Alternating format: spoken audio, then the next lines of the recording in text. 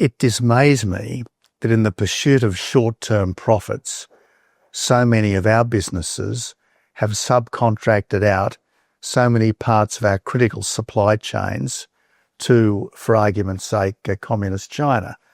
But I don't think it should be government that stops them doing it.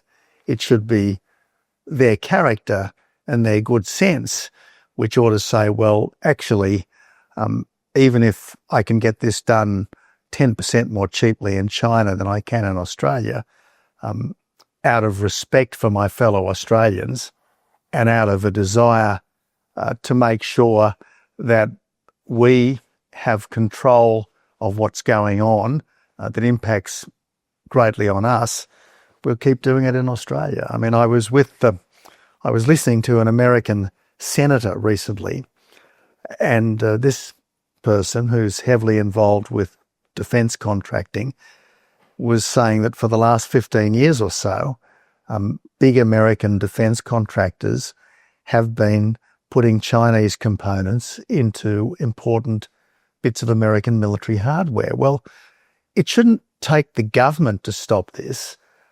These people, out of their own patriotism and common sense, should have been thinking, surely it's not smart of us to be putting into our vital military hardware something that could be cut off instantaneously in the event of tension with our emerging geopolitical competitor.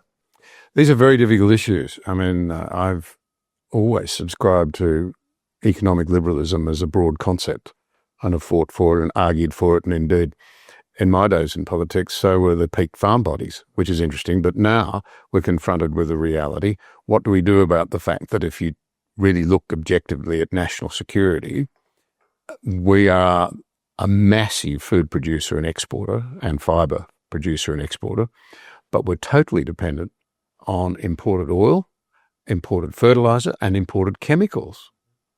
They're not made here anymore.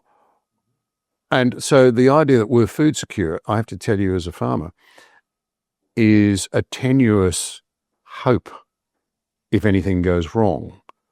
But we're not preparing for it. And so these are not issues that the country should avoid, but we are avoiding them.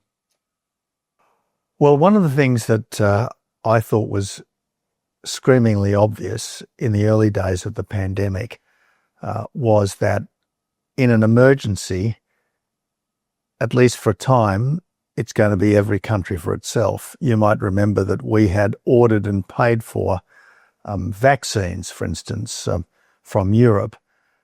And one of our friends in Europe basically decided that they weren't going to let us have them. Now, I think we do need a comprehensive national audit. What is necessary to maintain life here in Australia, both ordinary life and the life that might be needed at a time of national emergency? So what do we have to be able to make in Australia? What do we have to stockpile in Australia? What are we prepared to rely on our friends for? What are we prepared to rely on the rest of the world for? I mean, we need to do some serious thinking about all of this, because that benign world that we thought would last for all time, or some people thought would last for all time in the wake of the fall of the Berlin Wall and the collapse of Soviet communism, if it ever existed, it certainly doesn't exist now.